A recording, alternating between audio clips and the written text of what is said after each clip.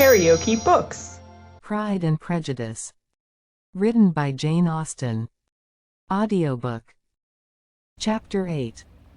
At 5 o'clock the two ladies retired to dress, and at 6:30 Elizabeth was summoned to dinner. To the civil inquiries which then poured in, and amongst which she had the pleasure of distinguishing the much superior solicitude of Mr. Bingley, she could not make a very favourable answer. Jane was by no means better. The sisters, on hearing this, repeated 3 or 4 times how much they were grieved, how shocking it was to have a bad cold, and how excessively they disliked being ill themselves, and then thought no more of the matter, and their indifference towards Jane, when not immediately before them, restored Elizabeth to the enjoyment of all her original dislike. Their brother, indeed, was the only one of the party whom she could regard with any complacency. His anxiety for Jane was evident, and his attentions to herself most pleasing, and they prevented her feeling herself so much an intruder as she believed she was considered by the others. She had very little notice from any but him. Miss Bingley was engrossed by Mr. Darcy, her sister scarcely less so, and as for Mr. Hurst, by whom Elizabeth sat, he was an indolent man, who lived only to eat, drink, and play at cards, who, when he found her prefer a plain dish to a ragout, had nothing to say to her. When dinner was over, she returned directly to Jane, and Miss Bingley began abusing her as soon as she was out of the room. Her manners were pronounced to be very bad indeed, a mixture of pride and impertinence. She had no conversation, no style, no taste, no beauty. Mrs. Hurst thought the same, and added, "She has nothing, in short, to recommend her, but being an excellent walker. I shall never forget her appearance this morning. She really looked almost wild." "She did indeed, Louisa. I could hardly keep my countenance. Very nonsensical to come at all. Why must she be scampering about the country, because her sister had a cold? Her hair so untidy, so blowsy. Yes, and her petticoat. I hope you saw her petticoat, 6 inches deep in mud, I am absolutely certain, and the gown which had been let down to hide it not doing its office." "Your picture may be very exact, Louisa," said Bingley, "but this was all lost upon me. I thought Miss Elizabeth Bennet looked remarkably well when she came into the room this morning. Her dirty petticoat quite escaped my notice." "You observed it, Mr. Darcy, I am sure," said Miss Bingley, "and I am inclined to think that you would not wish to see your sister make such an exhibition." "Certainly not. To walk 3 miles, or 4 miles, or 5 miles, or whatever it is, above her ankles in dirt, and alone, quite alone. What could she mean by it? It seems to me to show an abominable sort of conceited independence, a most country town indifference to decorum." "It shows an affection for her sister that is very pleasing," said Bingley. "I am afraid, Mr. Darcy," observed Miss Bingley, in a half-whisper, "that this adventure has rather affected your admiration of her fine eyes." "Not at all," he replied, "they were brightened by the exercise." A short pause followed this speech, and Mrs. Hurst began again. "I have an excessive regard for Jane Bennet. She is really a very sweet girl, and I wish with all my heart she were well settled. But with such a father and mother, and such low connections, I am afraid there is no chance of it. I think I have heard you say that their uncle is an attorney in Meryton?" "Yes, and they have another, who lives somewhere near Cheapside." "That is capital," added her sister, and they both laughed heartily. "If they had uncles enough to fill all Cheapside," cried Bingley, "it would not make them one jot less agreeable." "But it must very materially lessen their chance of marrying men of any consideration in the world," replied Darcy. To this speech Bingley made no answer, but his sisters gave it their hearty assent, and indulged their mirth for some time at the expense of their dear friend's vulgar relations. With a renewal of tenderness, however, they repaired to her room on leaving the dining parlor, and sat with her till summoned to coffee. She was still very poorly, and Elizabeth would not quit her at all, till late in the evening, when she had the comfort of seeing her asleep, and when it appeared to her rather right than pleasant that she should go downstairs herself. On entering the drawing-room, she found the whole party at loo, and was immediately invited to join them, but suspecting them to be playing high, she declined it, and making her sister the excuse, said she would amuse herself, for the short time she could stay below, with a book. Mr. Hurst looked at her with astonishment. "Do you prefer reading to cards?" said he. "That is rather singular." "Miss Eliza Bennet," said Miss Bingley, "despises cards. She is a great reader, and has no pleasure in anything else." "I deserve neither such praise nor such censure," cried Elizabeth. "I am not a great reader, and I have pleasure in many things."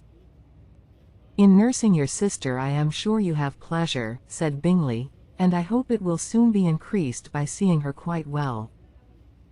Elizabeth thanked him from her heart, and then walked towards a table where a few books were lying. He immediately offered to fetch her others, all that his library afforded. "And I wish my collection were larger for your benefit and my own credit, but I am an idle fellow, and though I have not many, I have more than I ever looked into." Elizabeth assured him that she could suit herself perfectly with those in the room. "I am astonished," said Miss Bingley, "that my father should have left so small a collection of books." "What a delightful library you have at Pemberley, Mr. Darcy." "It ought to be good," he replied. "It has been the work of many generations." "And then you have added so much to it yourself. You are always buying books." "I cannot comprehend the neglect of a family library in such days as these." "Neglect? I am sure you neglect nothing that can add to the beauties of that noble place. Charles, when you build your house, I wish it may be half as delightful as Pemberley." "I wish it may. But I would really advise you to make your purchase in that neighborhood, and take Pemberley for a kind of model. There is not a finer county in England than Derbyshire. With all my heart, I will buy Pemberley itself, if Darcy will sell it." "I am talking of possibilities, Charles. Upon my word, Caroline, I should think it more possible to get Pemberley by purchase than by imitation." Elizabeth was so much caught by what passed, as to leave her very little attention for her book, and, soon laying it wholly aside, she drew near the card-table, and stationed herself between Mr. Bingley and his eldest sister, to observe the game. "Is Miss Darcy much grown since the spring?" said Miss Bingley. "Will she be as tall as I am?" "I think she will. She is now about Miss Elizabeth Bennet's height, or rather taller. How I long to see her again! I never met with anybody who delighted me so much. Such a countenance, such manners, and so extremely accomplished for her age. Her performance on the pianoforte is exquisite. It is amazing to me," said Bingley, "how young ladies can have patience to be so very accomplished as they all are." "All young ladies accomplished? My dear Charles, what do you mean?" "Yes, all of them, I think. They all paint tables, cover screens, and net purses. I scarcely know anyone who cannot do all this, and I am sure I never heard a young lady spoken of for the first time, without being informed that she was very accomplished." "Your list of the common extent of accomplishments," said Darcy, "has too much truth. The word is applied to many a woman who deserves it no otherwise than by netting a purse or covering a screen, but I am very far from agreeing with you in your estimation of ladies in general. I cannot boast of knowing more than half a dozen in the whole range of my acquaintance that are really accomplished." "Nor I am sure," said Miss Bingley. "Then," observed Elizabeth, "you must comprehend a great deal in your idea of an accomplished woman." Yes, I do comprehend a great deal in it. Oh, certainly, cried his faithful assistant, no one can be really esteemed accomplished who does not greatly surpass what is usually met with. A woman must have a thorough knowledge of music, singing, drawing, dancing, and the modern languages, to deserve the word, and, besides all this, she must possess a certain something in her air and manner of walking, the tone of her voice, her address and expressions, or the word will be but half deserved. All this she must possess, added Darcy, and to all she must yet add something more substantial in the improvement of her mind by extensive reading. I am no longer surprised at your knowing only 6 accomplished women. I rather wonder now at your knowing any. Are you so severe upon your own sex as to doubt the possibility of all this? I never saw such a woman. I never saw such capacity, and taste, and application, and elegance, as you describe, united. Mrs. Hurst and Miss Bingley both cried out against the injustice of her implied doubt, and were both protesting that they knew many women who answered this description, when Mr. Hurst called them to order, with bitter complaints of their inattention to what was going forward. As all conversation was thereby at an end, Elizabeth soon afterwards left the room. Eliza Bennet, said Miss Bingley, when the door was closed on her, is one of those young ladies who seek to recommend themselves to the other sex by undervaluing their own, and with many men, I dare say, it succeeds, but, in my opinion, it is a paltry device, a very mean art. Undoubtedly, replied Darcy, to whom this remark was chiefly addressed, there is meanness in all the arts which ladies sometimes condescend to employ for captivation. Whatever bears affinity to cunning is despicable.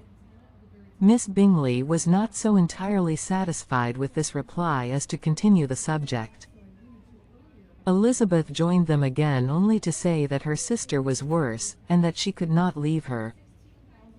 Bingley urged Mr. Jones's being sent for immediately, while his sisters, convinced that no country advice could be of any service, recommended an express to town for one of the most eminent physicians.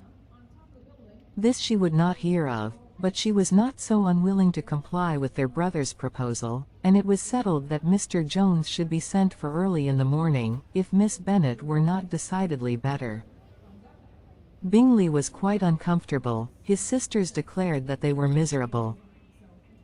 They solaced their wretchedness, however, by duets after supper, while he could find no better relief to his feelings than by giving his housekeeper directions that every possible attention might be paid to the sick lady and her sister. If you liked what you heard, please subscribe to the channel.